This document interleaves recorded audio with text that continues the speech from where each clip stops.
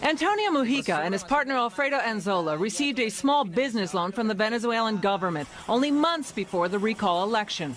These corporate registration documents from Venezuela show the Venezuelan government owned 28% of the stock of another company they started, Vista, which adapted voting software for the Smartmatic machines in the 2004 elections.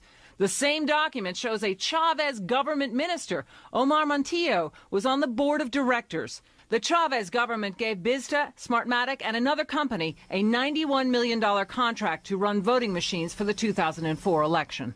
The next year, the owners of Smartmatic, primarily owned by Venezuelan businessmen, bought Sequoia, one of the top electronic voting system companies in the United States, for $16 million. Smartmatic is a labyrinth of international holding companies owned by Venezuelan businessmen. Smartmatic Group NV of Curaçao, Netherlands, Antilles owns Smartmatic International BV of Amsterdam, Netherlands, owns Smartmatic Corporation of Florida, which bought Sequoia Voting Systems of California, USA. When Smartmatic bought the U.S. voting machine companies, the U.S. government did not review the sale. Many experts say those voting machines were manipulated in Venezuela to give President Hugo Chavez a victory. Exit polls done by the U.S. firm Penn, Schoen and Berland had Chavez losing 41% to 59%.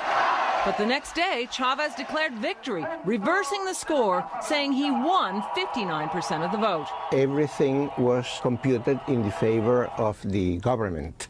So the only explanation is that the Smartmatic machines had been programmed in that way. A Harvard mathematician crunched the numbers on the Venezuelan election. It had to be the Smartmatic system. All these machines talk to a central computer and report on their results.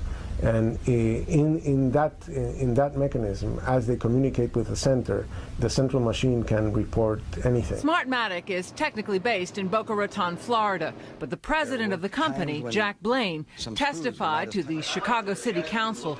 Fewer than a dozen Smartmatic employees work in Florida. The majority of the workers are based in Venezuela.